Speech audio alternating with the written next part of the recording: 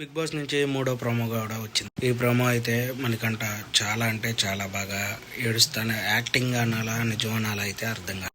నేను గెలిస్తేనే నా ఫ్యామిలీ నాకు దగ్గర అయితే, లేదంటే నేను వాళ్ళకి దగ్గర అవ్వలేను అని చెప్తున్నాడు. నాకైతే ఒకసారి అంటే పర్లా ఎమోషనల్ అనుకోవచ్చు. ప్రతి ఎపిసోడ్లో ఎప్పుడన్నా తనకి ఇబ్బంది కలిగినప్పుడల్లా ఇది సింపతి కార్డులే వాడుతున్నాడు అని నాకు అనిపిస్తుంది. అయితే దీంట్లో పృథ్వీని కూడా టార్గెట్ చేశాడు అభయ్. అయితే వాడంత వరస్ట్ ప్లేయర్ని నేను ఎక్కడా చూడలేదు అన్నాడు.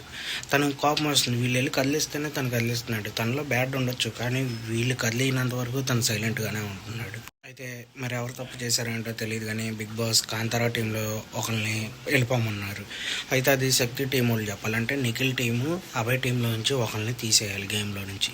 దాని తర్వాతే మణికంఠ ఎమోషనల్ అయి వెళ్ళాడు. మరి ఏమన్నా మణికంఠని తీసేసారా చూడాలి.